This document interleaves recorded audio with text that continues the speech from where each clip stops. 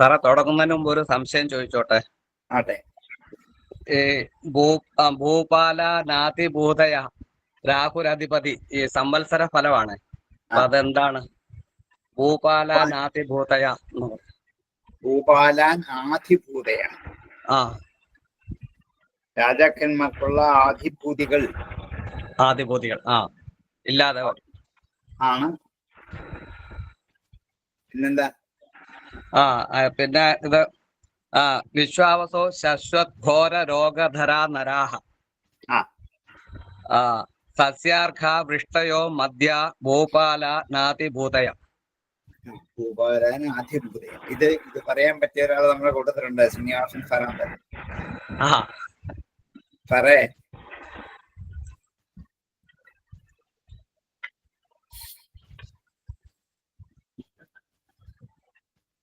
ശ്രീനിവാസൻ സാറേ,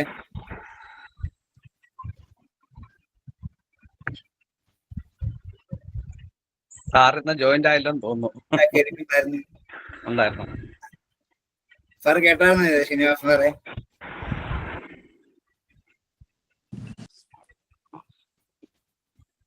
എന്താ സാറേ? വിഷുഫലത്തെ കുറിച്ച് ഒരു ശ്ലോകം അദ്ദേഹം ചൊല്ലിയായിരുന്നു. വിശ്വാവസോ ശശ്വത് ഘോര രോഗധരാ നരാഹ സസ്യാർഘ വൃഷ്ടയോ മധ്യ ഭൂപാല നാതിഭൂതയ. അത്രേ ഉള്ളൂ.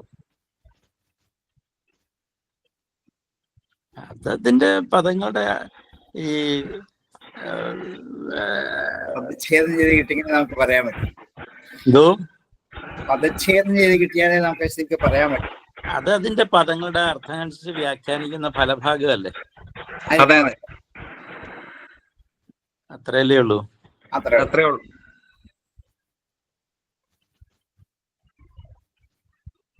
വിഷുബലത്തെ കുറിച്ചാണോ? അല്ല, ഈ ഇപ്പം വിശ്വാവസത്തിന്റെ സംവത്സരം ഈ യുഗാദി എന്ന് പറയുന്നുള്ളൂ. കൃഷ്ണന്റെ സംവത്സര ഫലം. സംവത്സര ഫലം എന്ന് പറയുന്നത് മീനമാസത്തിലെ അമാവാസ്യ കഴിഞ്ഞ തൊട്ട് പിറ്റേ ദിവസമാണ് സംവത്സരം തുടങ്ങുന്നത്. മീനമാസത്തിലെ അമാവാസ്യ കഴിഞ്ഞ തൊട്ട് പിറ്റേ ദിവസമാണ് പ്രഥമ മുതലാണ് സംവത്സരത്തിന്റെ ആരംഭം. അതെ, അതിന്റെ ഒരു ഫലമാ പറഞ്ഞത്.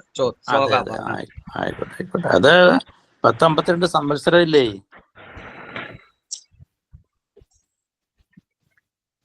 സംവത്സരം 1052 സംവത്സരങ്ങളുണ്ടോ? ഓരോ സംവത്സരത്തിനും ഓരോ പേരുണ്ടല്ലോ. ഈ സംവത്സരത്തിന്റെ പേരിൽ അതിന്റെ ഫലത്തെ കുറിച്ചായിരിക്കും പറഞ്ഞാൽ പോകും. അതെ.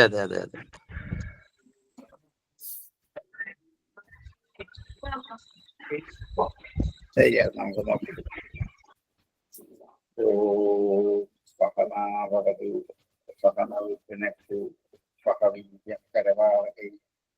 തേജസ്വിനാവതീതമസ്തു മാ വിദ്വിഷാവഹൈ. ഓം ശാന്തി ശാന്തി. മാതന്യരായ എല്ലാ പഠിതാക്കൾക്കും വിനീതമായ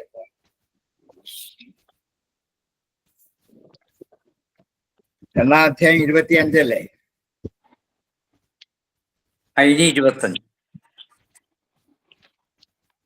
ഏകാദശം 2-ാം അധ്യായം ശ്ലോകം 25.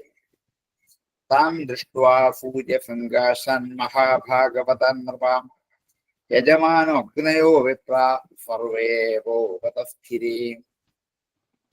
മുമ്പത്തെ ശ്ലോകത്തിൽ പറഞ്ഞത് തേ ഏകദാ നിമേഹ സത്രം ഉപജഗ്മുറിയദൃക്ഷ. ഈ 9 പേരും യാദൃച്ഛികമായിട്ട് ഒരിക്കൽ നിമിയുടെ സത്രത്തിലേക്ക് എത്തിച്ചേർന്നു എന്നാണ് പറഞ്ഞത്. താം ദൃഷ്ട്വ, അവരെ കണ്ടിട്ട്, നവയോഗികളായ മഹർഷിമാരെ കണ്ടിട്ട്, സൂര്യ സംഘാശാൻ, സൂര്യനെ പോലെ തിളങ്ങുന്നവരാണ്. സംഘാശം തുല്യം. സൂര്യ സംഘാശാൻ, സൂര്യനെ പോലെ വെട്ടിത്തിളങ്ങുന്നവരും, മഹാഭാഗവതാൻ, ഏറ്റവും വലിയ ഭഗവത് ഭക്തന്മാരും. ഹേ രാജാവേ, നൃപ സംബോധനയാണ്. യജമാനൻ അഗ്നേഹ, 3 അഗ്നികളാണ് യജ്ഞശാലയുള്ളത്. ആഹവനീയം, ഗാർഹപത്യം, ദാക്ഷിണാന്യം. വിപ്രാഹ, അവിടെ കൂടിയിരിക്കുന്ന വിപ്രന്മാർ. സർവേവ ഉപതസ്ഥിരേ, എല്ലാവരും എഴുന്നേറ്റ് നിന്ന് വന്ദിച്ചു. അടുക്കിലേക്ക് ചെന്ന് വന്ദിച്ചു. സൂര്യസമാനമായി മഹാഭാഗവതന്മാരായി ഇരിക്കുന്ന അവരെ കണ്ടിട്ട് യജമാനായി നിമിയും അഗ്നികൾ പോലും ഈ ഋഷിമാരെ വന്ദിക്കാൻ ചെന്നു. വിപ്രന്മാരെ സർവയേവ ഉപതസ്ഥിരെ എല്ലാവരും അവിടേക്ക് എത്തിച്ചേർന്നു. കാരണം ഭഗവത് ഭക്തന്മാരിൽ വെച്ച് മുഖ്യൻ ആയതുകൊണ്ടാണ് എല്ലാവരും വന്ദിക്കാൻ എത്തിച്ചേർന്നത്. അങ്ങനെ ഭഗവത് ഭക്തന്മാരുടെ ഒരു ശോഭ സൂര്യനെ പോലെയാണ്. നമുക്ക് കാണുമ്പോൾ തന്നെ തിരിച്ചറിയാൻ പറ്റും. ഈ സൂര്യേന്ദ്രന്മാർ പോലും പ്രകാശിക്കുന്നത് ഭഗവാന്റെ തേജസ് കൊണ്ടാണ്. ആ ഭഗവാന്റെ ഭക്തി ഉള്ളിലുള്ള സജ്ജനങ്ങളുടെ തേജസ്സും അതേപോലെ തന്നെയാണ്. ഈ ലക്ഷണം എല്ലാവരിലും കാണില്ല, ഭാഗവതന്മാരിൽ മാത്രമേ കാണുകയുള്ളൂ. അങ്ങനെ ഈ വിഘ്നം കൂടാതെ ഈ കർമ്മം നടത്താൻ വേണ്ടി യജമാനായി നിമിയും ആഹവനീയാദികളായ അഗ്നികളും ബ്രാഹ്മണരും എല്ലാവരും ഈ നവയോഗികൾ നേരെ എണ്ണീറ്റെന്നി അവരെ എതിരേറ്റു. താൻ ദൃഷ്ട്വാ സൂര്യസംകാശൻ മഹാഭാഗവതാൻ നൃപാം യജമാനോ അഗ്നയോ വിപ്രാ സർവേകോപതസ്ഥിരേ. താൻ ദൃഷ്ട്വാ സൂര്യസംകാശൻ മഹാഭാഗവതാൻ നൃപാം യജമാനോ അഗ്നയോ വിപ്രാ സർവേകോപതസ്ഥിരേ. വിദേഹസ്ഥാനഭിപ്രേത്യ നാരായണപരായണാൻ പ്രീതഃ സംഭൂജയംശ്ചക്രേ ആസനസ്ഥൻ യഥാർത്ഥതാം. വിദേഹൻ താൻ അഭിപ്രീത്യ അവരുടെ അടുത്തേക്ക് ചെന്നിട്ട് നാരായണപരായണാൻ താൻ അഭിപ്രീത്യ നാരായണനെ ആശ്രയിച്ചിരിക്കുന്നവരായ ഇവരുടെ അടുത്തേക്ക് എത്തിയിട്ട് പ്രീത സന്തുഷ്ടനായി സംഭൂജയം ചക്രേ പൂജിച്ചു. ആസനസ്ഥാൻ യഥാർത്ഥ അർഹതയനുസരിച്ചുള്ള പീഠങ്ങളിലിരുത്തി ഇവരെയൊക്കെ പൂജിച്ചു. വിദേഹസ്ഥാനഭിപ്രേത്യ നാരായണപരായണാൻ പ്രീത സംഭൂജയം ചക്രേ ആസനസ്ഥാൻ യഥാർഹത. വിദേഹസ്ഥാനഭിപ്രേത്യ നാരായണപരായണാൻ പ്രീത സംഭൂജയം ചക്രേ സനസ്ഥാൻ യഥാർഹത. താൻ രോചമാനാൻ സ്വരുജാ ബ്രഹ്മപുത്രോപമാന്നവ അപ്രച്ഛ പരമപ്രീത പ്രശ്രയാവനതോതുപാം. താൻ രോചമാനാൻ ആ ശോഭിക്കുന്ന അവരോട് സ്വരുജ സ്വന്തം ശോഭ കൊണ്ട് ബ്രഹ്മപുത്രോപമാൻ ബ്രഹ്മാവിന്റെ പുത്രന്മാർക്ക് തുല്യരായ സനകാദികളെ പോലെ ശോഭിക്കുന്നവർ. ബ്രഹ്മപുത്രന്മാരെ ഇവിടെ സനകാദികളാണ് ഉദ്ദേശിക്കുന്നത്. അവരെ പോലെ ശോഭിക്കുന്നവരായ നവ ഈ 9 പേരോടും പപ്രച്ഛ ചോദിച്ചു. പരമപ്രീത ഏറ്റവും സന്തുഷ്ടമായിട്ട് പ്രശ്രയ അവനതോ എന്ന് പറഞ്ഞു. പ്രശ്രയം വിനയം, അവനതൻ കുനിയവൻ. പ്രശ്രയാവനതൻ വിനയം കൊണ്ട് കുനിഞ്ഞവനായ നമസ്കാരപൂർവം നിമി രാജാവ് ഇവരോട് ചോദിച്ചു. അപ്പം നിമിരാജാവ് ചോദിക്കാൻ പോകുന്നത് ഏറ്റവും ഗഹനമായ ആത്മവിഷയമായ തത്വങ്ങളെ കുറിച്ചാണ് ചോദിക്കാൻ പോകുന്നത്. അത് ചോദിക്കാൻ പോകുമ്പോൾ ആ ചോദ്യകർത്താക്കൾ ശ്രദ്ധിക്കേണ്ട കുറെ കാര്യങ്ങളെ കുറിച്ചാണ്. വിനയാന്വിതനായിട്ട് വേണം പോകാൻ, നമസ്കരിച്ചുകൊണ്ട് വേണം ചോദിക്കാൻ, ഏറ്റവും സന്തോഷമായിട്ട് വേണം ചോദിക്കാൻ. അത് ഗീതയിൽ പറയും, തദ്വിധി പ്രണിപാതേന പരിപ്രശ്നേന സേവയ ഉപദേശ്യന്തി തേ ജ്ഞാനം ജ്ഞാന തത്വദർശിന എന്ന്. എന്താ പ്രണിപാതേന നമസ്കാരത്തോടെ, പരിപ്രശ്നേന ചോദ്യത്തോടെ, സേവ കൊണ്ട് ഉപദേശിക്കും. ഇങ്ങനെ കണ്ടെങ്കിൽ മാത്രമേ അവർക്ക് ഉപദേശിക്കാൻ പറ്റുകയുള്ളൂ. അല്ലെങ്കിൽ എന്തെങ്കിലുമൊക്കെ ചോദ്യങ്ങൾക്ക് മറുപടി പറഞ്ഞു പോകും. അപ്പൊ ചോദ്യകർത്താക്കളുടെ താല്പര്യം, അവരുടെ ഉദ്ദേശ്യശുദ്ധി, അവരുടെ ശ്രദ്ധ, അവരുടെ വിനയം, ഇതൊക്കെ കണ്ടിട്ടാണ് ഒരു ഗുരു വേണ്ട വിധത്തിൽ ഉപദേശിച്ചു കൊടുക്കാൻ പറ്റുന്നത്. ഇത്രയും സമ്പാദിച്ച ആളാണ് നിമി എന്ന് കാണിക്കാൻ വേണ്ടിയാണ് താൻ രോചമാനൻ സുരുജ ബ്രഹ്മപുത്രോപമാന്നവാം പപ്രച്ഛ പരമപ്രീത പ്രശ്രയ അവനതോ നൃപാം താൻ രോചമാനം പുരുജാപുത്രോപമാന്നവ പപ്രച്ഛ പരമപ്രീത പ്രശ്രയാവനതോ വിദേഹവാച. വിദേഹം അവരോട് പറഞ്ഞു, വാച പറഞ്ഞു, മന്യേ ഭഗവത സാക്ഷാൽ പാർഷദാൻഗോ മധുദ്വിഷാം വിഷ്ണോർഭൂതാനിലോകാനാം പാവനായ ചരന്തിഹി. മന്യേ വിചാരിക്കുന്നു, സാക്ഷാത് ഭഗവതഃ മധുദ്വിഷഃ ഭഗവതഃ പാർഷദാൻ ഗോ. സാക്ഷാത്തായ മധുദ്വേഷിയായ വൈകുണ്ഠവാസിയായ മഹാവിഷ്ണുവിന്റെ പാർഷദന്മാരാണ് ഗോ നിങ്ങൾ എന്ന് ഞാൻ വിചാരിക്കുന്നു. ഭഗവത് പാർഷദന്മാരാണ് നിങ്ങൾ എന്ന് ഞാൻ വിചാരിക്കുന്നത്. കാരണം ഭഗവാനെ സേവിക്കുന്ന ആ സേവകന്മാരിൽ സ്വാമിയുടെ അനുഗ്രഹം ഉണ്ടാകും എന്നുള്ളത് സാധാരണയാണ്. അതുകൊണ്ട് വിഷ്ണുവിന്റെ അനുഗ്രഹത്തിന് പാത്രമായിരിക്കുന്നവർ നിങ്ങൾ തന്നെയാണ്. നിങ്ങളുടെ ഈ ജ്ഞാനം കാണുമ്പോൾ അങ്ങനെ വിചാരിക്കേണ്ടിയിരിക്കും. അതുകൊണ്ട് മധുകൈടപന്മാരെ നിഗ്രഹിച്ച ബ്രഹ്മാവനായിക്കൊണ്ട് വേദങ്ങൾ ദാനം ചെയ്ത വേദോദ്ധാരകനായ ഭഗവാന്റെ ആ അനുഗ്രഹം ഉള്ളത് കൊണ്ടാണ് ജ്ഞാനം പ്രകാശിക്കുന്നത്.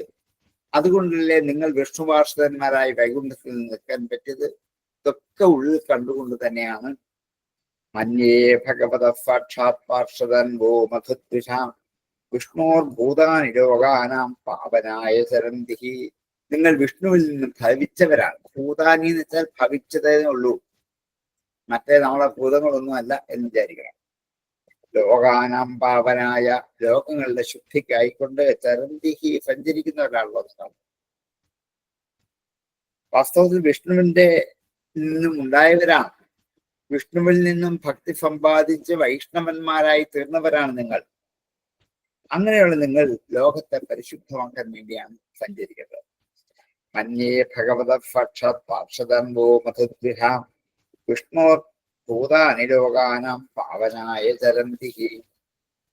ദുർലഭോ മാനുഷോ ദേഹോ ദേഹിനം ക്ഷണഭംഗുര തത്രാപി ദുർലഭം മന്യേ വൈകുണ്ഠ പ്രിയദർശനം. ദുർലഭോ മാനുഷോ ദേഹോ, ഈ മനുഷ്യ ശരീരം ദുർലഭം. ഇങ്ങനെ ഒരു മനുഷ്യ ശരീരം കിട്ടാൻ അത്ര എളുപ്പമൊന്നുമല്ല.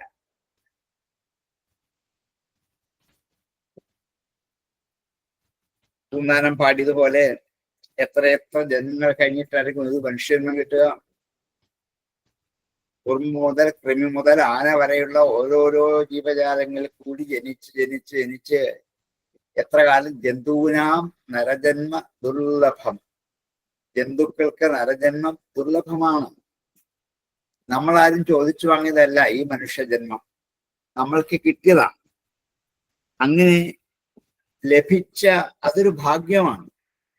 അതുകൊണ്ടാണല്ലോ ഭാഗവതം കേൾക്കാൻ പറ്റുന്നത്, അമ്പലത്തിൽ പോകാൻ പറ്റുന്നത്, പൂജ ചെയ്യാൻ പറ്റുന്നത്. എന്തൊക്കെ കാര്യങ്ങളാണ് ഈ മനുഷ്യജന്മം കൊണ്ട് കിട്ടിയത്. അതുകൊണ്ട് അതൊരു ലാഭമാണെന്ന് വിചാരിക്കാവൂ.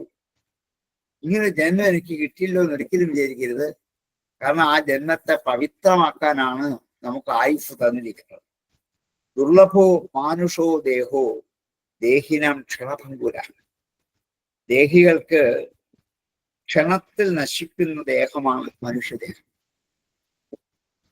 ഇതുണ്ടായപ്പോൾ മുതല് വളർന്നു വരുന്തോറും നശിക്കുന്നതാണ് എന്ന് നമ്മെ ബോധ്യപ്പെടുത്തുന്നതിലാണ് ശീര്യത്താകുന്നത് കൊണ്ട് ശരീരം എന്ന് പേരിട്ടത്, ദഹിച്ചു പോകുന്നത് കൊണ്ട് ദേഹം എന്ന് പേരിട്ടത്. ഈ ഓരോ പേരുകളും അന്വർത്ഥമാക്കിയാണ് ഇത് ഉപയോഗിച്ചിരിക്കുന്നത്. ക്ഷണഭംഗുരമാണ്. തത്രാപി, അതിൽ വെച്ച് ദുർലഭം മന്യേ, ദുർലഭമാണെന്ന് വിചാരിക്കുന്നു.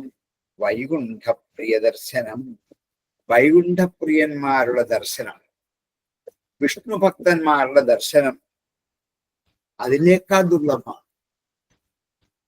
മനുഷ്യജന്മം കിട്ടുക ദുർലഭം. കിട്ടിയാൽ തന്നെ അതിൽ വെച്ച് ഭഗവത് ഭക്തന്മാരോട് ചേർന്ന് ഒരു നിമിഷമെങ്കിലും ഇരിക്കാൻ പറ്റുക എന്ന് പറയുന്നത് അതിനേക്കാൾ ദുർലഭമാണ്.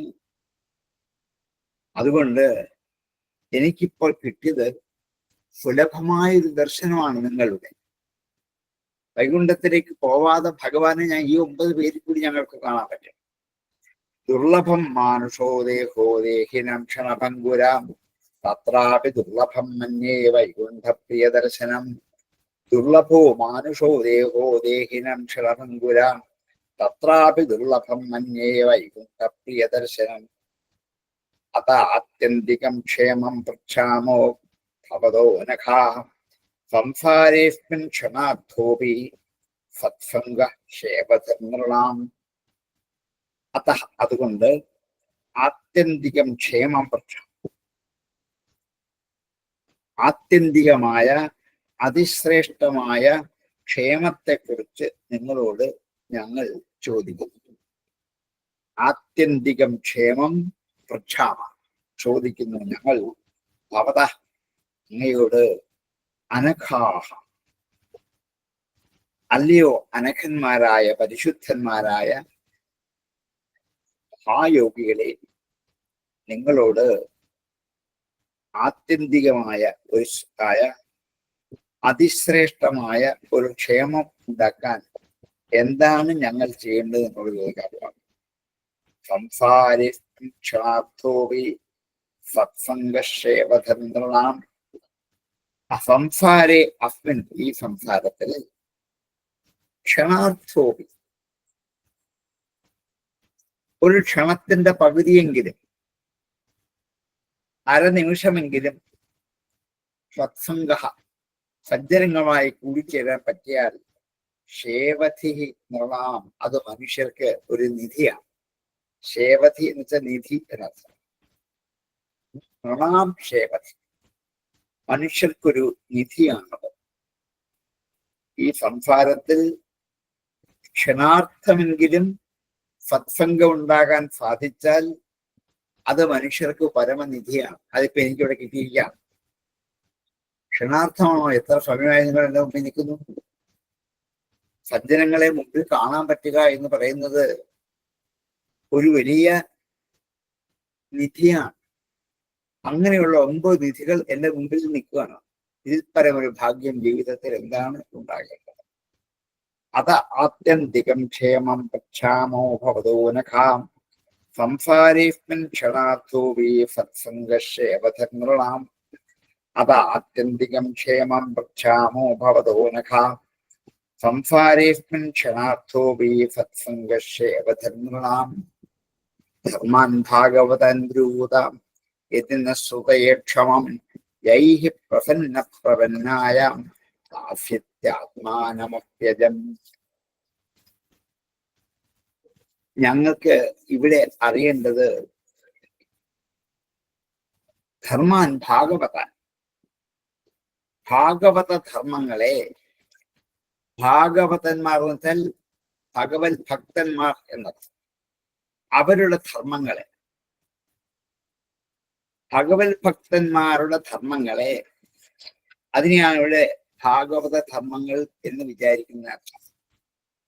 ഭഗവാന്റെ ഭക്തന്മാർ അനുഷ്ഠിക്കുന്ന ഓരോ തരത്തിലുള്ള ധർമ്മങ്ങൾ എന്താണ് എന്നാണ് ഞങ്ങൾക്ക് അറിയേണ്ടത്. അതുകൊണ്ട് അതാണ് ചോദ്യം. ധർമാൻ ഭാഗവതൻ ബ്രൂത, പറയൂ. യദി ന ശ്രുതയേ ക്ഷമം, കേൾക്കാൻ യോഗ്യമാണെങ്കിൽ, ക്ഷമം എന്ന വാക്കിനർത്ഥം യോഗ്യം. ശ്രുതയെ, കേൾക്കുന്നതിനായി കൊണ്ട്, ക്ഷമം യതി, യോഗ്യമാണ് എങ്കിൽ, നഹ ബ്രൂത, ഞങ്ങളോട് പറയൂ. ഭാഗവത ധർമ്മങ്ങളെ കുറിച്ചാണ് ഞങ്ങൾ ചോദിക്കുന്നത്. അത് പറയൂ. അത് ഞങ്ങൾക്ക് കേൾക്കാൻ കഴിയുമെങ്കിൽ, അത് കേൾക്കാനുള്ള യോഗ്യത ഞങ്ങൾക്കുണ്ടെങ്കിൽ, അല്ല വെറുതെ പറഞ്ഞിട്ട് കാര്യമില്ലല്ലോ. ഇപ്പൊ ആവശ്യമില്ലാത്തവരുടെ മുമ്പിൽ ഇത് പറയരുത്, പറഞ്ഞിട്ട് കാര്യമില്ല. അപ്പൊ ഞങ്ങൾ ഇതിന് ആവശ്യക്കാരാണെന്ന് തോന്നുന്നെങ്കിൽ, അങ്ങനെയുള്ള ഞങ്ങൾക്കിത് കേൾക്കാൻ കഴിയും എന്നാണെങ്കിൽ പറയൂ. യൈഹി, യാതൊരു ധർമ്മങ്ങളാൽ പ്രസന്നനായിട്ട്, പ്രപന്നായ, ദുഃഖിതന്മാർക്കായിക്കൊണ്ട് ദാഫ്യതി ആത്മാനം അപി അജഹ. ദാഫ്യതി ദാനം ചെയ്യുന്നു. ആർക്ക്? പ്രപന്നായ, തന്നെ ആശ്രയിച്ചവർക്ക് ദാഫ്യതി. ആത്മാനമപി, തന്നെ പോലും കൊടുക്കും. ഇതാണ് അജന്റെ സ്വഭാവം. ജനനമില്ലാത്ത ഭഗവാന്റെ സ്വഭാവം. ഭഗവാൻ പ്രസന്നനായാൽ തന്റെ ആത്മാവ് കൂടി മറ്റുള്ളവർക്ക് കൊടുക്കും. ആത്മാവാണ് ഏറ്റവും വലുത്, ഇതാർക്കും കൊടുക്കാൻ പറ്റില്ല അങ്ങനൊന്നുമില്ല. അതിനെ കൂടി ദാനം ചെയ്യാൻ സന്നദ്ധനാണ് ഭഗവാൻ. അതുകൊണ്ട് ഭാഗവത ധർമ്മങ്ങളെ കുറിച്ച് ഞങ്ങളോട് പറയണം. ഏത് ധർമ്മം അനുഷ്ഠിച്ചാൽ ഭഗവാൻ പ്രസാദിക്കുമോ ആ ഭാഗവത ധർമ്മങ്ങൾ കേൾക്കാൻ ഞങ്ങൾക്ക് അധികാരമുണ്ടെങ്കിൽ നിങ്ങൾ ഉപദേശിച്ചു. ധർമാൻ ഭാഗവതാൻ ബ്രൂത യതിന ശ്രുതയേ ക്ഷമം യൈ പ്രസന്ന പ്രപന്നായ ദാസ്യത്യാത്മാനമപ്യജാം. ധർമാൻ ഭാഗവതാൻ ബ്രൂത യതിന ശ്രുതയേ ക്ഷമം യൈ പ്രസന്ന പ്രപന്നായ ദാസ്യത്യാത്മാനമപ്യജാം. നാരദ ഉവാച. നാരദൻ വസുദേവരോട് പറഞ്ഞു, ഏവം തേ നിമിനാ പൃഷ്ടാഹ വസുദേവ മഹത്തമാഹ പ്രതിപൂജ്യ അബ്രുവൻ പ്രീത്യാ സ്വഫലസ്വത്വിജം. ഏവം തേ അവർ നവയോഗികൾ നിമിനാ പൃഷ്ടാഹ നിമിയാൽ ചോദിക്കപ്പെട്ടവരായ നവയോഗികൾ ഹേ വസുദേവ സംബോധന. നാരദൻ വസുദേവരെ വിളിച്ചാണ്. വസുദേവ നാരദ സംവാദമാണ് ഇവിടെ വിഷയം. മഹത്തമാഹ,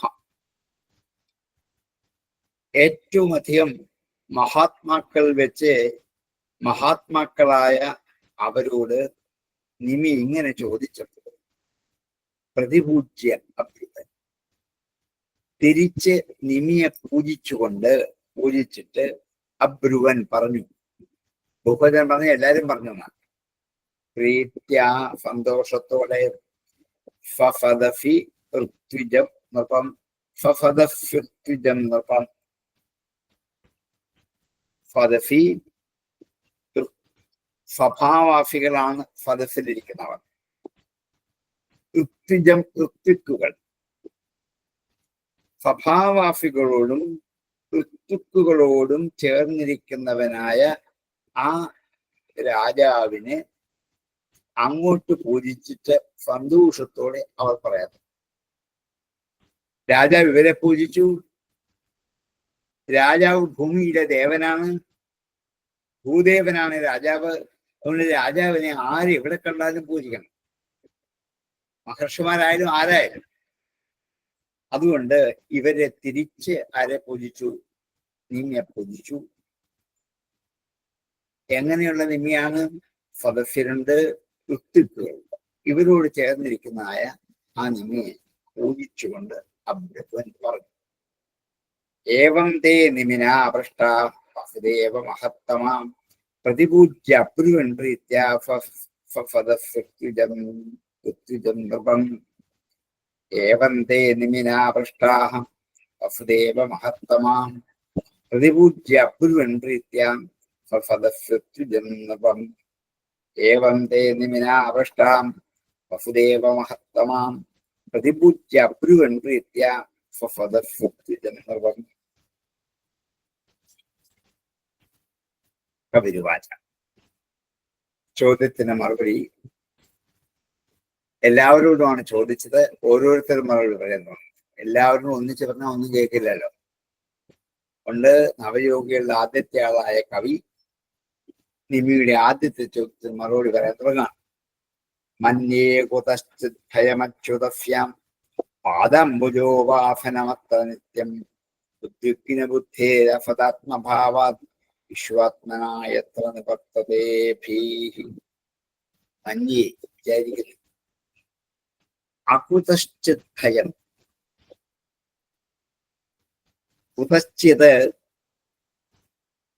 ഒരിടത്ത്, അകുതശ്ചിത് ഒരിടത്തു നിന്നും ഭയം ഇല്ലാതിരിക്കത്തക്ക വ്യാപാരം. അകുതശ്ചിത് ഭയം അച്യുതസ്യ പാദാംബുജോപാസനം അത്താനിത്യം. ഞങ്ങൾ വിചാരിക്കുന്നു ഇവിടെ എന്നും ഭഗവത് പാദങ്ങളെ ഭജിക്കുന്നവർക്ക്, അച്യുതന്റെ പാദാംബുജത്തെ ഉപാസിക്കുന്നവർക്ക് ഒരിടത്തുനിന്നും ഭയം ഉണ്ടാകില്ല എന്ന് ഞങ്ങൾ ഉപാസന കൊണ്ട് അറിഞ്ഞവരാണ്, അനുഭവിച്ചവരാണ്. മന്യേ കുതശ്ചിത് ഭയമച്യുതസ്യ പാദാംബുജോപാസനമത്തനിത്യം ഉദ്വിഗ്ന ബുദ്ധേഃ അസദാത്മഭാവാത് വിശ്വാത്മനാ യത്ര നിവർത്തതേ ഭീഃ. ഉദ്വിഗ്ന ബുദ്ധേ, ഉദ്വിഗ്ന ബുദ്ധിയോട് കൂടിയിരിക്കുന്നവൻ, ഭയപ്പെട്ടിരിക്കുന്നവൻ. ഉദ്വേഗം, ഭയം, ഉദ്വിഗ്ന ബുദ്ധി, ഭയപ്പെട്ട ബുദ്ധിയോട് കൂടിയിരിക്കുന്നവർക്ക് അസദ ആത്മഭാവാത്,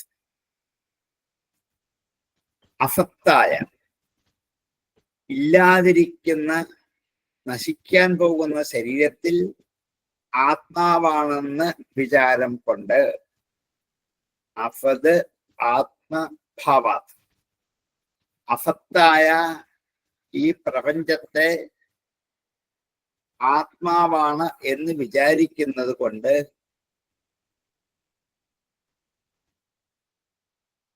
വിശ്വാത്മനായത്ര നിവർത്തതേ ഭീഃ.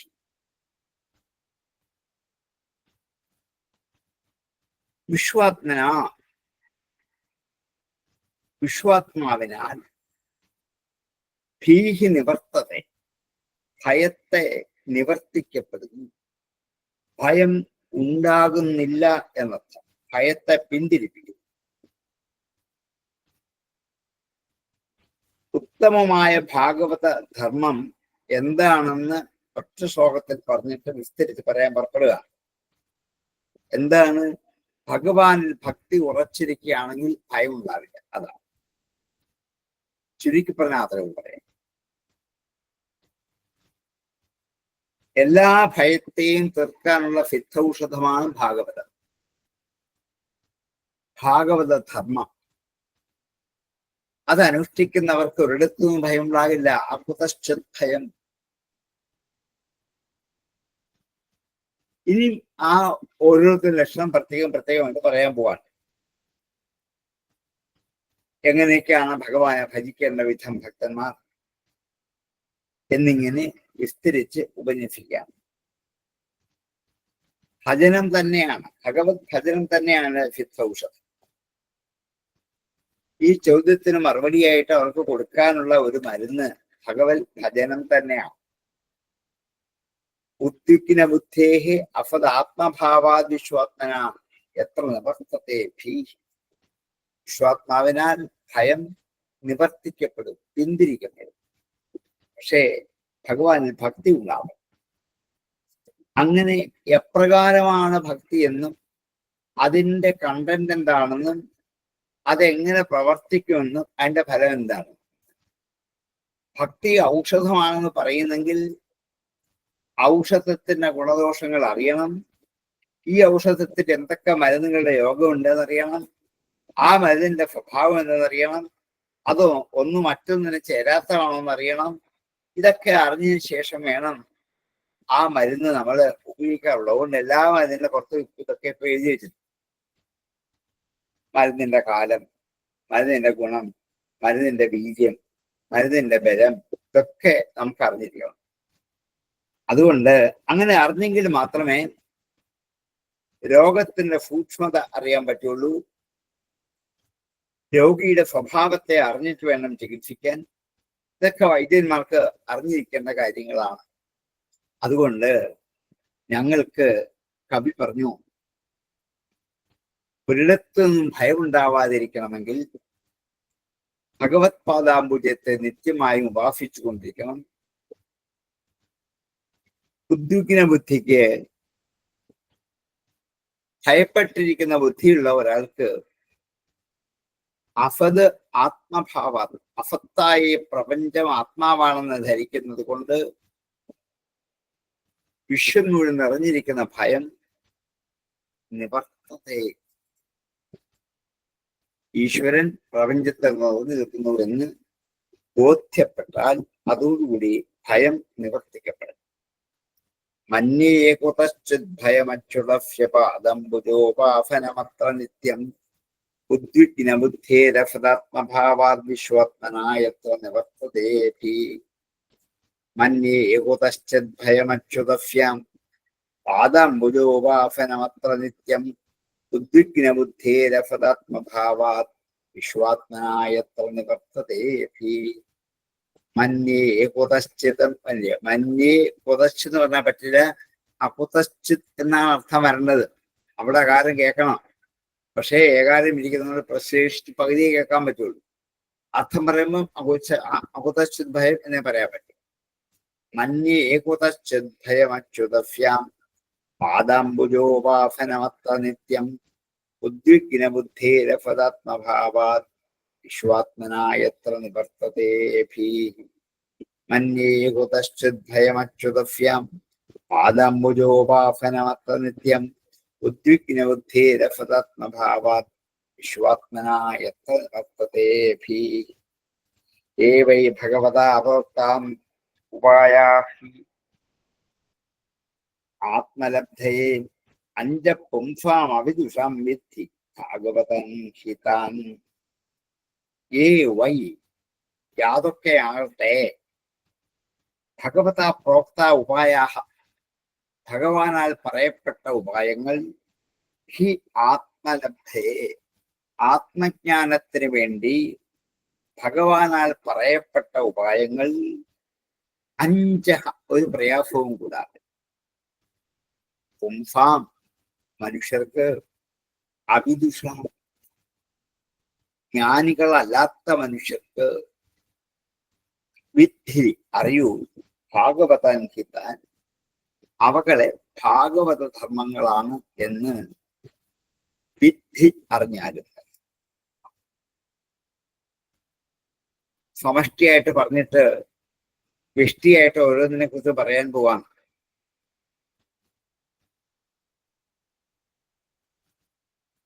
അനേക ധർമ്മങ്ങൾ ഉണ്ടായിരിക്കുമോ എന്നാണെങ്കിൽ ഉണ്ട്. ആ ലക്ഷണമൊക്കെ ഞാൻ ചുരുക്കി പറയാം. അല്ലെങ്കിൽ ഇതൊന്നും കേട്ടുകൊണ്ടിരിക്കാൻ സമയമില്ല, ഒന്നുമില്ല, പരീക്ഷത്തിന് മറ്റൊന്നും ചെയ്യാനില്ല, വസുദേവർക്കും ഒന്നുമില്ല. അതുകൊണ്ട് ഭാഗവത ധർമ്മങ്ങളുടെ ലക്ഷണം ചുരുക്കി പറയാം. അറിയേണ്ടതറിയാതെ അറിയേണ്ടാത്തത് പലതും അറിഞ്ഞ് വെറുതെ കാലം കളയുന്നവ മനുഷ്യരുടെ ജീവിതം കഷ്ടമാണ്.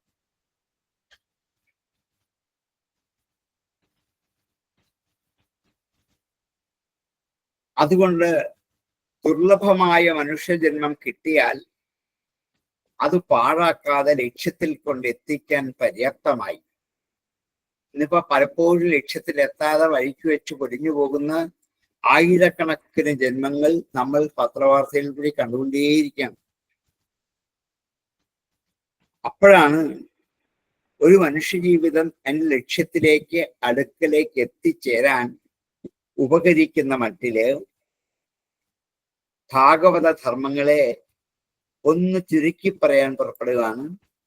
ഇതൊക്കെ ഭഗവത്ഗീത മുതലായ വിശേഷ ഗ്രന്ഥങ്ങളിലൊക്കെ വിസ്തരിച്ച് പറഞ്ഞിട്ടുള്ളതുമാണ്. എന്താണ്? ശ്രവണം, കീർത്തനം, സ്മരണം, പാദസേവനം, അർച്ചനം, വന്ദനം, ദാസ്യം, സഖ്യം, ആത്മനിവേദനം. പലപ്പോഴും ഭാഗവതത്തെ കുറിച്ച് പറയുന്ന പ്രധാനപ്പെട്ട ശ്ലോകമാണ്.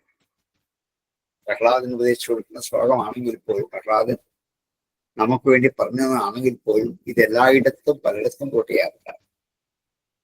ഈ 9 നവവിധത്തിലുള്ള ഭക്തി ആണ് ഭാഗവത ധർമ്മങ്ങൾ എന്ന് മൊത്തത്തിൽ ആദ്യം തന്നെ പറയാം. 5 പുംസാം അവിദുഷാം വിദ്ധി ഭാഗവതൻ ഹിതാൻ.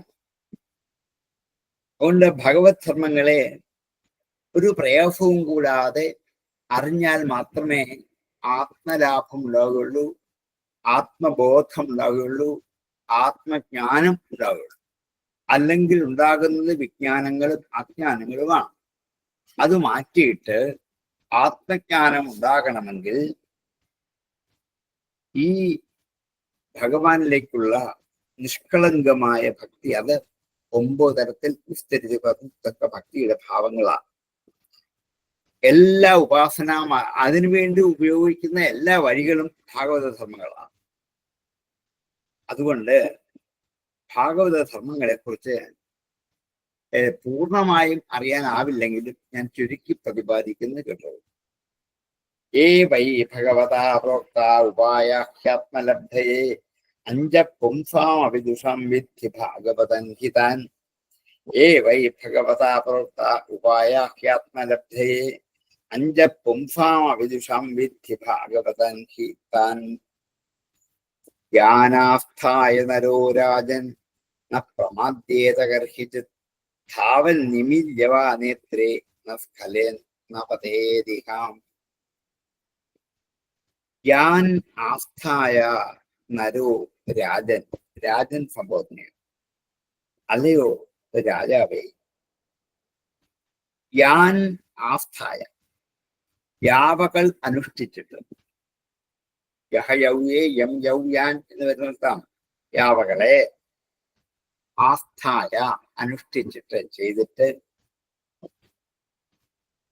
നരഹ മനുഷ്യൻ ന പ്രമാദ്യേത, പ്രമാദത്തെ പ്രാപിക്കില്ല, തെറ്റിനെ പ്രാപിക്കത്തില്ല, വേണ്ടാത്ത വഴിയിലൂടെ പോവില്ല. കർഹിച്ചിത് ഒരിക്കലും, ന പ്രമാദ്യേത കർഹിച്ചിത്, ഭാഗവത ധർമ്മങ്ങളെ അനുഷ്ഠിച്ച ഒരു മനുഷ്യനും വഴി തെറ്റിയോ വഴിവിട്ടോ കുപഥത്തിലോ അപഥത്തിലോ കൂടി സഞ്ചരിച്ചു പോവില്ല, ഉറപ്പാണ്. തന്നെയുമല്ല, ധാവൻ നിമില്യവാ നേത്രേ, കണ്ണടച്ചോണ്ട് ഓടിയാൽ പോലും, നേത്രേ നിമീല്യവാ ധാവൻ, കണ്ണുകൾ രണ്ടും അടച്ചുകൊണ്ട് ഓടുന്നവനായാലും നഫ്ഖലേത്, തെന്നി വീഴില്ല, ന പതേത് ഇഹ, വഴിക്ക് വീഴുകയും കുണ്ടിലും കുഴിയിലും വീഴില്ല, കാല് തെന്നി വീഴില്ല, അതുറപ്പാണ്. അതുകൊണ്ട് കണ്ണടച്ചുകൊണ്ട് ഭക്തിമാർഗത്തിൽ കൂടി ഓടിക്കൊടും, സഞ്ചരിച്ചു, വീഴില്ല, താഴെ വീഴില്ല, ഉറപ്പാണ്. മറ്റേതും മാർഗത്തിൽ കൂടി പോകുമ്പോഴും കണ്ണടച്ചുകൊണ്ട് പോയാൽ അപകടം ഉറപ്പാണ്. എവിടെങ്കിലും ചെന്നിരിക്കും, എന്തെങ്കിലും വീഴ്ചകൾ സംഭവിക്കും എന്നുള്ളത് ഉറപ്പാണ്. ഇവിടെ കണ്ണുകൾ 2 നേത്രേ ദിവചനം തന്നെയാണ്. 2 കണ്ണുകൾ അടയ്ക്കുക എന്നുള്ളത് കൊണ്ട് ശ്രുതികളും സ്മൃതികളും അറിയാതെ പോവുക എന്നൊരർത്ഥത്തിലേക്കാണ് ഭാഗവതം എത്തുന്നത്. ശ്രുതിയും സ്മൃതിയുമാണ് 2 കണ്ണുകൾ. അത് രണ്ടും അടച്ചിട്ടാണെങ്കിൽ പോലും, അതൊന്നും പഠിക്കാതെ അറിയാതെ ആണെങ്കിൽ പോലും ഭക്തിമാർഗത്തിൽ കൂടി ഓടിപ്പോയാൽ വീഴില്ല, ഉറപ്പാണ്. വേദത്തിൽ പറഞ്ഞിരിക്കുന്ന ഓരോ വാക്കും വിശ്വസിച്ചു കൊണ്ടുവേണം നടക്കാൻ. വീഴില്ല, വേദവാക്കുകൾ സത്യമാണ്, അതൊരു വിശ്വാസമാണ്. അതുകൊണ്ട് ശ്രുതിസ്മൃതികളാകുന്ന കണ്ണുകൾ, അതിൽ ഒരു കണ്ണില്ലാത്തവരുണ്ട്, അവനെ ഒറ്റക്കണ്ണൻ വിളിക്കും. 2 കണ്ണില്ലാത്തവരുണ്ട്, അവനെ അന്ധൻ എന്ന് വിളിക്കും. ഒറ്റക്കണ്ണന്മാരുണ്ട്. ഇവരെല്ലാം ശ്രുതിസ്മൃതികൾ അനുസരിച്ച് നടക്കേണ്ടവരാണ്. ഈശ്വരൽ ഭക്തിയോടുകൂടി കാലം കഴിച്ചാൽ ഈ വഴികളിൽ നിന്നും അവർക്ക് തെറ്റാതെ സഞ്ചരിച്ചു പോകാം. അഥവാ അല്പം തെറ്റുപറ്റിയാലും ധർമ്മങ്ങളിൽ നിന്നും പിന്തിരിഞ്ഞു പോകേണ്ടി വരില്ല. വിഘ്നങ്ങൾ ഉണ്ടാവാം. അങ്ങനെ വിഘ്നങ്ങൾ ഉണ്ടാകുന്നത് കൊണ്ട് നരകത്തിൽ വീഴുമെന്ന് പേടിക്കാനുമില്ല. ഇനിയും ഭക്തി ഇല്ലാതെ കണ്ട് ആണ് ഓരോ കാല് വെച്ച് ഓടുന്നതെങ്കിൽ വീണു പോകുമെന്നുള്ള ഉറപ്പാണ്. ഇതുപോലെ യോഗാദികളായ അഷ്ടാംഗ യോഗങ്ങൾ അനുഷ്ഠിക്കുന്ന ഒരു പുരുഷന് നിശ്ചയിച്ചിട്ടുള്ള ധർമ്മങ്ങൾ മാത്രമല്ലാതെ അല്പമെങ്കിലും വഴിതെറ്റിയാൽ അവന് അതിനാശം ഉണ്ടാകും, യോഗഭ്രഷ്ടനാകും. ഭക്തിക്ക് അങ്ങനൊന്നുമില്ല, ഭക്തിയിലും ഭ്രഷ്ട സംഭവിക്കില്ല. അതുകൊണ്ട് ഏറ്റവും ഉത്കൃഷ്ടമായ മഹത്വമുള്ളത് ഭഗവത് ഭക്തിയാണ്. ഇതാണ് ഭാഗവത ധർമ്മം. വ്യക്തമായിട്ടും ആദ്യത്തെ ചോദ്യത്തിന് മറുപടിയായിട്ട് കവി ഉപദേശിച്ചു കൊടുക്കാം. യാനാസ്ഥായ നരോരാജന്നപ്രമാദ്യേതകർഹിചിത് ധാവൻ നിമില്യവാ നേത്രേന സ്ഖലേന പതേദിഹാം. യാനാസ്ഥായ നരോരാജന്നപ്രമാദ്യേതകർഹിചിത് ധാവൻ നിമില്യവാ നേത്രേന സ്ഖലേന പതേദിഹാം. കായേന വാചാ മനസേന്ദ്രിയേർവാം ബുദ്ധ്യാത്മനാവാനുസൃത സ്വഭാവാത് കരോമി യദ്യത് സകലം പരസ്മൈ നാരായണയേതി സമർപ്പയേത് തത്. ഇത് എത്രയോ കാലങ്ങളായിട്ട് നമ്മള് ഭാഗവതം അറിയാവുന്നവരും അല്ലാത്തവരും എല്ലായിടത്തും നിരന്തരം ചൊല്ലിയും കേട്ടും ഉറപ്പിച്ചു വെച്ചിരിക്കുന്ന ഒരു മന്ത്രമാണ്. ഇതാണ് ഭാഗവത ധർമ്മം എന്താണെന്ന ചോദ്യത്തിന് മറുപടിയായിട്ട് ഈ കവി എന്ന ഒരു യോഗിക്ക് യദുചക്രവർത്തി ഉപദേശിച്ചു. കായേന വാച, കായേന ശരീരം കൊണ്ട്, വാച വാക്കുകൊണ്ട്, മനസ്സുകൊണ്ട്, ഇന്ദ്രിയേഹി വാ ഇന്ദ്രിയങ്ങൾ കൊണ്ടും ആകട്ടെ, ബുദ്ധ്യ ആത്മനാവാ ബുദ്ധി കൊണ്ട് ആത്മാവ് കൊണ്ടും ആകട്ടെ, അനുസൃത സ്വഭാവാ സ്വഭാവത്തിന് അനുസരിക്കുന്ന അവരവരുടെ സ്വഭാവത്തെ അനുസരിച്ചുകൊണ്ട് കായേന വാച മനസാ ഇന്ദ്രിയേഹി ബുദ്ധ്യ ആത്മന വാ യദ്യത് കരോതി യാതൊന്ന് ചെയ്യുന്നുവോ സകലം പരസ്മൈ അത് മുഴുവൻ.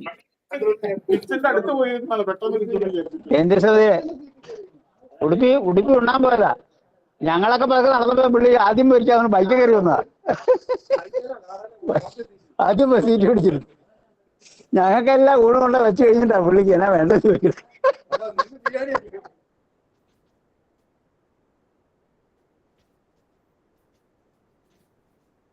കരോമി യദ്യത് സകലം പരസ്മൈ നാരായണായേതി സമർപ്പേത് തത് അത് മുഴുവനും നാരായണായ ഇത് സമർപ്പയേത് നാരായണനായിക്കൊണ്ടാണ് എന്ന മനോഭാവത്തോടെ അത് മുഴുവൻ സമർപ്പിക്കേണ്ടതാണ്.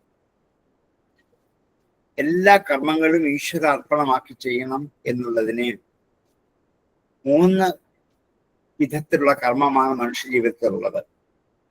1 ശരീരം കൊണ്ട് ചെയ്ത കർമ്മം, 2 വാക്കുകൊണ്ട് ചെയ്ത കർമ്മം, 3 ഇന്ദ്രിയം കൊണ്ട് ചെയ്ത കർമ്മം. ശരീരം കൊണ്ട് ചെയ്ത കർമ്മങ്ങൾ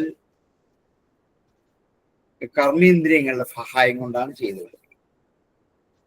നടക്കുക, കൈകൾ പ്രവർത്തിക്കുക, വിസർജനം ചെയ്യുക, വാക്കുകൾ ഉച്ചരിക്കുക, ഇതെല്ലാം ശരീരത്തിന്റെ പ്രവർത്തനപരമായി ഉണ്ടാകുന്ന കർമ്മങ്ങളാണ്.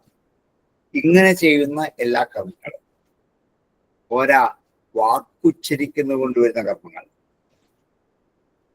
ശരീരത്തെക്കാൾ ഏറ്റവും വലുതാണ് വാക്ക്. ഒരു തല്ല് തന്നാലും കുഴപ്പമില്ല, നമുക്ക് അഭിമാനത്തിന് ക്ഷതി ഉണ്ടാക്കുന്ന ചീത്ത പദങ്ങൾ വേണ്ടാത്ത നമ്മുടെ മേൽ വീണ്ടും വീണ്ടും വാരി കോരി ഒഴിച്ചാൽ അത് സഹിക്കാൻ പറ്റില്ല. അപ്പോൾ വാക്കുകൊണ്ട് ചെയ്യുന്ന കർമ്മങ്ങൾ ശരീരം കൊണ്ട് ചെയ്യുന്ന കർമ്മത്തെക്കാൾ എത്രയോ വലുതാണ്.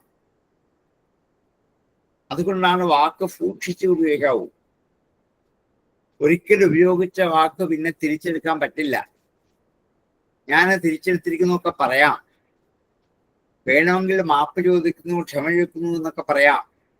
എന്നാലും പ്രയോഗിച്ച വാക്ക് പ്രയോഗിച്ചത് തന്നെയാണ്. അമ്പ് പോലെയാണ്. അമ്പ് പിന്നെയും വേണമെങ്കിൽ തിരിച്ചെടുക്കാം, ഇത് തിരിച്ചെടുക്കാൻ പറ്റില്ല. ഇത് പ്രയോഗിച്ച ആളിനെയും പ്രയോഗിക്കപ്പെട്ട വ്യക്തിയെയും വേദനിപ്പിച്ചുകൊണ്ടേയിരിക്കും ദുഷ്ടവാക്കുകൾ. അപ്പൊ നല്ല വാക്കുകൾ ഉണ്ടാകും, ദുഷ്ടവാക്കുകൾ ഉണ്ടാകും. ഏത് വാക്കുച്ചരിച്ചാലും അത് ഭഗവത് സമർപ്പണമാക്കി ചെയ്തോളൂ. നാമം ചൊല്ലുന്നതും ദേഷ്യപ്പെട്ടു പറയുന്നതും മറ്റൊരാളോട് ചീത്ത പറയുന്നതുമായ സകലമാന പദങ്ങളും വാക്കുകളും അവർക്ക് വേണ്ടി കൊടുക്കുകയല്ല വേണ്ടത്, അത് ഭഗവാനിലേക്ക് സമർപ്പിച്ചാൽ അത് നഷ്ടപ്പെട്ടു. അതിന്റെ ഉദാഹരണമാണ് ഭാഗവതത്തിലെ എത്രയോ കഥകൾ. ശ്രീകൃഷ്ണ ജനനം മുതൽ പൂതന മുതൽ ഏറ്റവും ഒടുവിൽ നിഗ്രഹിച്ച കേശി എന്ന അസുരൻ വരെയുള്ള ഓരോരുത്തരുടെയും കഥ എടുത്തു നോക്കുള്ളൂ. അവരുടെ ഉള്ളിൽ അവരെ ഉണ്ടാക്കി വെച്ചിരിക്കുന്ന ദുഷ്ടധർമ്മങ്ങൾ, അവരുടെ വാക്കുകൾ, ഇതൊക്കെ അവർ ഭഗവാനിലേക്ക് സമർപ്പിച്ചപ്പോൾ അത് നഷ്ടപ്പെട്ടു പോയി, നശിച്ചു. പിന്നെ അത് വളർന്നു വലുതായില്ല. തൊട്ടു മുമ്പിൽ നിൽക്കുന്ന ഒരു വ്യക്തിയോട് കണ്ണമാനം ക്ഷുഭിതനായി ദേഷ്യപ്പെട്ട് ചീത്ത വിളിച്ചാൽ അയാളും തിരിച്ചു വിളിക്കും, ഞാനും വിളിക്കും. പരസ്പരം വിളിച്ച് അഴിമതി കോലാഹലമാകും. അതേ സമയത്ത് ഞാൻ ഈ പറയുന്ന വാക്കുകൾ ഭഗവാനിലേക്ക് സമർപ്പിച്ചാൽ തിരിച്ച് ഇങ്ങോട്ട് മറുപടി ഉണ്ടാവില്ല. അപ്പൊ പിന്നെ നമ്മൾ ശാന്തരായിട്ട് വാങ്ങും. അതുകൊണ്ട് വാക്കുകൾ കൊണ്ട് ഉച്ചരിക്കുന്ന സകലതും ഭഗവാനിലേക്കുള്ള സമർപ്പണമാണ്. മനസ്സാ പിന്നുള്ള മനസ്സാണ്. ഏറ്റവും അധികം വിചാരങ്ങൾ സൂക്ഷിക്കുന്ന സ്ഥലമാണ് മനസ്സ്. എത്ര എത്ര എത്ര വിചാരങ്ങൾ ആ മനസ്സിൽ കൊണ്ടു നടക്കാം. നല്ല വിചാരമുണ്ട്, ദുർവിചാരങ്ങളുണ്ട്. ഒരുപക്ഷെ ദുർവിചാരങ്ങൾ അധികം ഒരു ദിവസം ഏറ്റവും കൂടുതൽ മനസ്സിൽ കൊണ്ടു നടന്നത്. രാവിലെ മുതൽ ഉറങ്ങുന്നിടം വരെ എത്ര വിചാരങ്ങൾ എന്റെ മനസ്സിലുണ്ടായി എന്നൊന്ന് എഴുതി വെക്കാൻ പറ്റുക, അതേ മറന്നുപോകും. എന്നിട്ട് ആ ലിഫ്റ്റ് എടുത്ത് നോക്കിയാൽ അതിനകത്ത് എത്രയാണ് നല്ലത്, എത്രയാണ് ചീത്ത എന്ന് തിരിച്ചറിയാൻ വളരെ എളുപ്പമാണ്. ഇത് രണ്ടും എവിടേക്ക് സമർപ്പിക്കണം? ഈശ്വരനിലേക്ക്. മനസ്സുകൊണ്ട് ചെയ്യുന്ന അതാണ് ഏറ്റവും വലിയ കർമ്മം. ശരീരത്തെക്കാൾ വലുതാണ് വാക്ക്, വാക്കിനേക്കാൾ വലുതാണ് മനസ്സ്. അതുകൊണ്ടാണ് മനസ്സുകൊണ്ടുപോലും മറ്റൊരാളെ ദ്രോഹിക്കരുത് എന്ന് പറയുന്നത് കൊണ്ടാണ്. നമ്മൾക്ക് വേണ്ട വിചാരം മനസ്സുകൊണ്ട് എനിക്ക് ആരെയും എന്തും ദ്രോഹിക്കാം. ഗുരുക്കന്മാരെ, അച്ഛനമ്മമാരെ, ആരെ വേണമെങ്കിലും മനസ്സുകൊണ്ട് ഞാൻ നിങ്ങളെ കൊന്നുകളയും, അങ്ങനെ ചെയ്യും, കൈവെട്ടിയിടും, കാൽവെട്ടിയിടും ഒക്കെ മനസ്സിൽ സങ്കല്പിക്കാം. അത് സാരമില്ല, എന്നെ മനസ്സിൽ സങ്കല്പിച്ചാലേ അവർക്കൊന്നും പറ്റില്ല. അല്ല, അത് ഏറ്റവും വലിയ ഹിംസയാണ്. മനസ്സുകൊണ്ടുപോലും ഈ വിചാരം ചെയ്യാൻ പാടില്ല. അപ്പം കായേന വാച മനസ ഇന്ദ്രിയൈഹി വാ, ഇനിയുള്ളത് ഇന്ദ്രിയങ്ങൾ കൊണ്ടുള്ള പ്രവർത്തികളാണ്. കണ്ണ്, മൂക്ക്, നാക്ക്, വായ എന്ന് പറയുന്ന പഞ്ചേന്ദ്രിയങ്ങൾ കൊണ്ട് ചെയ്യുന്ന ഓരോ പ്രവർത്തികളും. കാണുന്നതൊക്കെ ഭഗവത് സ്വരൂപങ്ങളാവണം, കേൾക്കുന്നതൊക്കെ ഈശ്വര നാമങ്ങളാവണം, ചെയ്യുന്നതൊക്കെ ഈശ്വര കർമ്മങ്ങളാവണം, മണക്കുന്നതൊക്കെ ഈശ്വര വിഭൂതികളാവണം, ആസ്വദിക്കുന്നതൊക്കെ ഭഗവത് പ്രസാദങ്ങളാവണം. എന്നിങ്ങനെ ഇന്ദ്രിയങ്ങൾ കൊണ്ട് എന്തൊക്കെ ചെയ്യുന്നുവോ അത് അവിടേക്കുള്ള സമർപ്പണമാകുന്നു. വാ തന്നെയുമല്ല, തീർന്നില്ല. കായേന വാച മനസ ഇന്ദ്രിയൈഹി വാ. പിന്നെന്താണ്? ബുദ്ധ്യ. അതിന്റെ മുകളിലാണ് ബുദ്ധി. ബുദ്ധി കൊണ്ട് ചെയ്യുന്ന ഒത്തിരി കർമ്മങ്ങൾ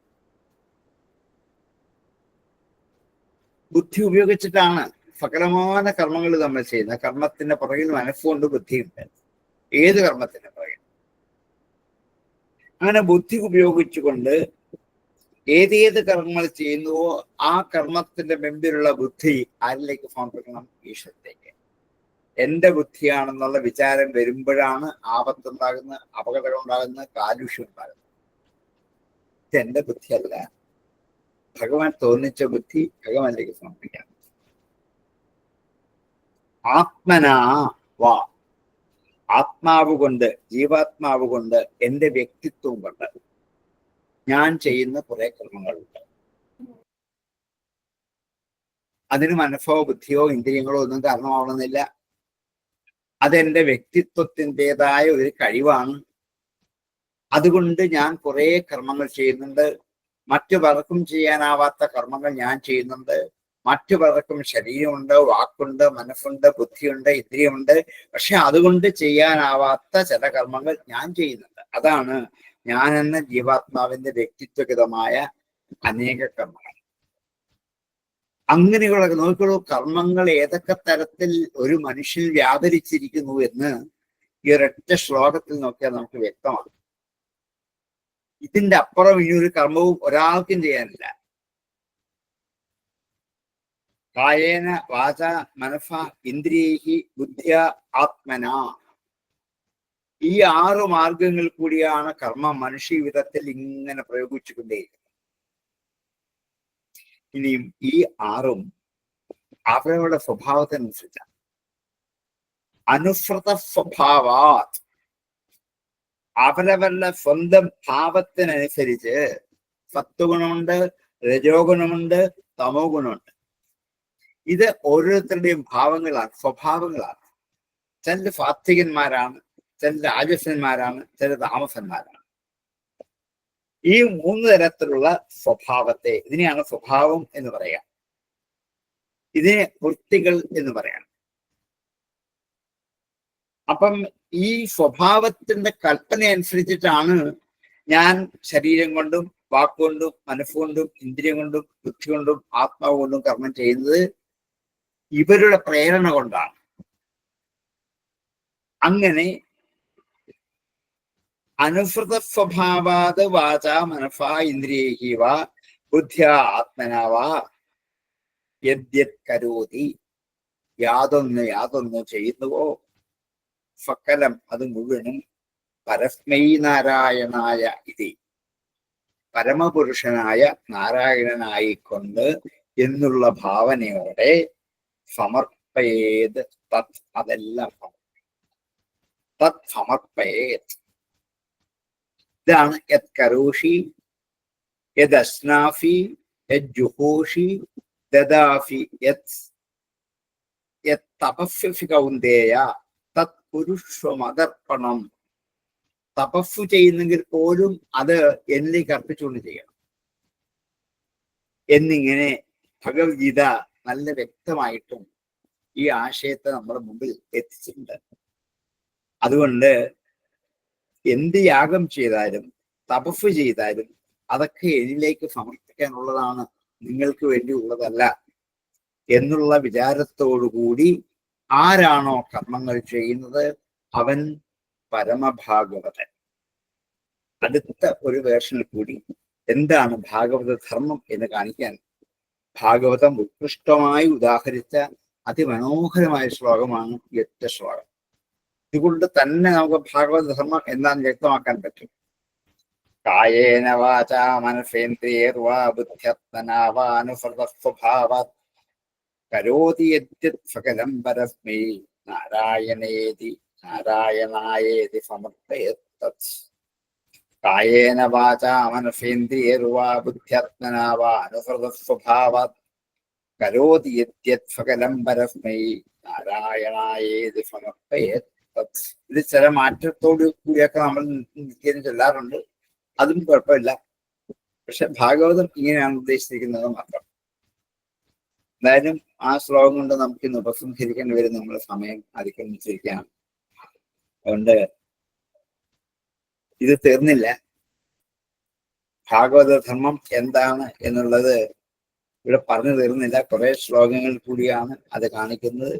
ഇങ്ങനെ 9 പേരുടെയും ചോദ്യോത്തരങ്ങൾ ഈ വാക്യഭാഗങ്ങളായിട്ട് അന്തർഭവിക്കുന്നുണ്ട്. നമുക്ക് പുറകെ ഓരോന്നായിട്ട് നോക്കാം. ഇന്ന് നമുക്കിവിടെ ഉപസംഹരിക്കാം. 27 മുതൽ നമുക്കിനി ഏപ്രിൽ 1 മാസത്തെ അവധിക്ക് ശേഷം മെയ് ആദ്യം വരുമ്പോൾ അപ്പോൾ മുതൽ നമുക്ക് ബാക്കി ക്ലാസ്സുകളിലേക്ക് പ്രവേശിക്കാം. ഈ 1 മാസത്തേക്ക് ഭാഗവതത്തെ വിട്ടുകളയാതെ നിത്യേന ശ്രവണം ചെയ്യുക, കീർത്തനം ചെയ്യുക, വിചാരണ ചെയ്യുക. ഇത് 3ഉം ഇടയ്ക്കിടയ്ക്ക് സമയം പോലെ ചെയ്തുകൊണ്ടിരുന്നാൽ ഇത്രയും നാൾ എന്തൊക്കെയാണ് ഭാഗവതത്തെ കൂടി അറിഞ്ഞത്, പഠിച്ചത് എന്നത് വിചാരണ ചെയ്യാനുള്ള ഒരവസരമാണ് ഈ 1 മാസം എന്ന് വിചാരിച്ച് ഏപ്രിൽ മാസം മുഴുവൻ നമുക്കൊരു അവധിയായി ആചരിച്ചുകൊണ്ട് ഭാഗവതത്തെ ആശ്രയിക്കാം എന്ന് മാത്രം പറഞ്ഞുകൊണ്ട് ഇന്ന് ക്ലാസ് ഉപസംഹരിക്കാം. സംശയമുള്ളവർക്ക് ചോദിക്കാം.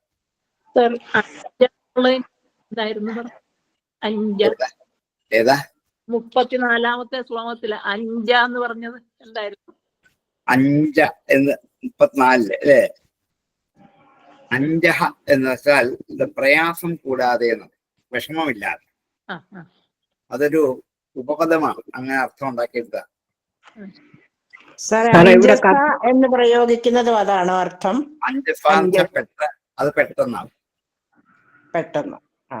ഇത് അഞ്ചഹത്തെ ഒരു വിഷമവും കൂടാതെ അനായാസമായി. രണ്ട് അവ്യയങ്ങളാണ്, രണ്ട് പദങ്ങൾ. ഈ ഒന്നാമത്തെ ശ്ലോകം ഇല്ലേ, കവി പറഞ്ഞു തുടങ്ങുന്ന ഒന്നാമത്തെ ശ്ലോകം മഞ്ഞേ കുതസ്ഥിത് ഭയം അച്യുതസ്യ എന്നുള്ള ആ ഒരു ശ്ലോകത്തിൽ തന്നെ യഥാർത്ഥത്തിൽ ഇത് മുഴുവൻ പറഞ്ഞു കഴിഞ്ഞിട്ടുണ്ട്. കാരണം നശിക്കുന്ന ശരീരമാണ് ഞാനെന്നുള്ള വിചാരം, നശിക്കുന്ന ശരീരമാണ് ഞാനെന്നുള്ള വിചാരം നമുക്ക് ഭയം തരും. ഭയം എന്ന് പറഞ്ഞാൽ ത്രിവിധ ദുഃഖമല്ലേ ഉദ്ദേശിക്കുന്നത്. അതൊക്കെ നശിച്ചു പോകുമല്ലേ, അതിന് കേടുവരും അല്ലെ, ആരെങ്കിലും കൊണ്ടുപോകും എന്നുള്ള ഭയം കൊണ്ട് നമ്മളിങ്ങനെ ജീവിക്കുന്നു. അതെ, അതുകൊണ്ട് ഭഗവാന്റെ പാദാംബുജോപാസന നിത്യം ചെയ്താൽ മതി എന്ന് ആ ഒറ്റ 4 വരിയിലെല്ലാം പറഞ്ഞു കഴിഞ്ഞു. ഇനി ഓരോന്നും വിസ്തരിച്ച് പറയാൻ പറ്റില്ല, ഓരോ ചെറിയ ചെറിയ ഭാവങ്ങൾ എടുത്തിട്ട് പറയാം. ഇത് തന്നെയാണ് ശരിക്കും ബ്രഹ്മോപദേശം കൊടുക്കുമ്പം ശ്രീ ശിവകുമാര മഹർഷി പറയുന്നത്, രാജാവേ അങ്ങ് ശരീരമാണെന്നുള്ള പശുബുദ്ധി ഉപേക്ഷിക്കുക എന്നൊറ്റ. എല്ലായിടത്തും ഇത് തന്നെ പറയാം, മാറി മാറി പലരെ കൊണ്ട് പല വിധത്തിൽ പറയിക്കുക, എന്നല്ലേ കേൾക്കുള്ളൂ. ആര് പറഞ്ഞാ കേൾക്കുന്ന ആർക്കറിയാം. അതുകൊണ്ട് പലരെ കൊണ്ട് പറയിക്കും ഭഗവത്. പരീക്ഷത്തിനോടല്ലല്ലോ, നമ്മളോടല്ലേ പറഞ്ഞത്. അതെ അതെ. സാറേ, ഇവിടെ കർമ്മഫല ത്യാഗമാണോ കർമ്മഫല സന്യാസമാണോ ഉദ്ദേശിക്കുന്നത്? ഏത്? ഇവിടെ കർമ്മഫലമൊന്നും വന്നില്ലല്ലോ. കായേന വാച മനസേന്ദ്രിയർവ ബുദ്ധിയാത്മനാവ പ്രകൃതേസ്വ എല്ലാം ചെയ്യുന്ന സമസ്ത കർമ്മങ്ങളും അർപ്പിക്കണമെന്നേ പറഞ്ഞുള്ളൂ. കർമ്മങ്ങൾ മാത്രമേ ഉള്ളൂ. കർമ്മങ്ങൾ ഭഗവാനിലേക്ക് അർപ്പിച്ചുകൊണ്ട് ഭഗവതി വിചാരത്തോടെ കർമ്മം ചെയ്യാൻ. ഇവിടെ എന്താണ്, ഇവിടെ സന്യാസത്തെ കുറിച്ചോ ന്യാസത്തെ കുറിച്ചോ ഒന്നും അല്ല ഇതിനെക്കുറിച്ച് പറഞ്ഞത്. അത് ഗീതയിൽ മറ്റൊരു വിഷയമാണ്. ഇനി ഇതിനകത്ത് സന്യാസ യോഗം വരുമ്പോൾ അത് പറയും. ഭഗവാൻ പറയുന്നുണ്ട് ഏകാദശത്തിൽ സന്യാസ യോഗത്തെ കുറിച്ച് പറയും. അപ്പഴേ ആ വിഷയം വരുത്തുള്ളൂ. ഇതിപ്പോ ഈ വിഷയം ഇവിടെ ഇല്ല. പിന്നെ സാറേ, ഈ ഋഷിയും യോഗിയും തമ്മിൽ എന്താ വ്യത്യാസം വല്ലതും ഉണ്ടോ? ഉണ്ടല്ലോ, ഓരോന്നും തമ്മിൽ വ്യത്യാസമുണ്ട്. യോഗം അനുഷ്ഠിച്ചവനാണ് യോഗി. അത് നവയോഗികൾ ഇവര് അഷ്ടാംഗ യോഗങ്ങൾ അനുഷ്ഠിച്ചു കഴിഞ്ഞവരാണ് യോഗികൾ. ഋഷിമാരങ്ങനെ ആവണമെന്നില്ല. അവര് തപസ് ചെയ്യുന്ന മാത്രമേ ഉള്ളൂ. എല്ലാ ഋഷിമാരും അഷ്ടാംഗ യോഗം അനുഷ്ഠിക്കണമെന്നില്ല. ഭക്തിമാർഗത്തിൽ കൂടിയോ ജ്ഞാനമാർഗത്തിൽ കൂടിയോ കർമ്മമാർഗത്തിൽ കൂടിയോ സഞ്ചരിക്കുന്ന ഋഷിമാർ ഇഷ്ടം പോലെയുണ്ട്. ഋഷിമാർ യോഗികളാവണമെന്നില്ല, യോഗികൾ ഋഷിമാരാവണമെന്നില്ല. പക്ഷേ ഋഷിമാർക്ക് കുറച്ചു ഉയർന്നാൽ യോഗികളാവാം. യോഗികളായാൽ പരമയോഗികളാകാം, പരമഹംസന്മാരാകാം. മുകളിലേക്ക് പോവാം. ഓരോ ഗ്രേഡാണ്. ഈ സപ്തർഷികളും ബ്രഹ്മപുത്രന്മാരല്ലേ സാറ്? അതെ അതെ. സാറിന്റെ സനകാദികളുടെ കാര്യം അവരെല്ലാം ബ്രഹ്മപുത്രയാണ് ഇവിടെ വിവക്ഷിക്കുന്ന. അതാണ്, അവരാണ് ജ്ഞാനോപദേശത്തിന് ഏറ്റവും ഉത്കൃഷ്ടമായിട്ട് നിൽക്കുന്ന സപ്തർഷിമാരൊക്കെ കൂടുതൽ പേരാണ്. ജ്ഞാനോപദേശത്തിനൊക്കെ സനകാദികളാ,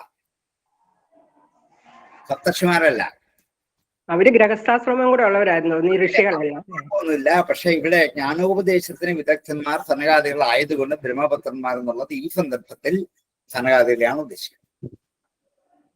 ഇനി ഇവരല്ല, എല്ലാവരും ബ്രഹ്മപുത്രന്മാരാണ്. മനുക്കള്, പ്രജാപതിമാർ, നമ്മള് എല്ലാവരും ബ്രഹ്മപുത്രന്മാരാണ്. അങ്ങനെ വേണമെങ്കിൽ പറയാം. പക്ഷെ ഇവിടെ വിവക്ഷിക്കുന്നത് സനകാദികളെ. ശരി സാർ.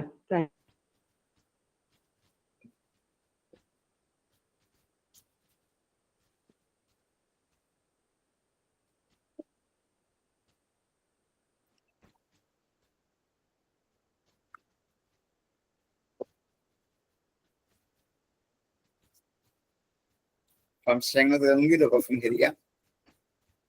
ഓം പൂർണ്ണമദ പൂർണ്ണമിദം പൂർണ്ണാത് പൂർണ്ണമുദച്യതേ പൂർണ്ണസ്യ പൂർണ്ണമാദായ പൂർണ്ണമേവാവശിഷ്യതേ.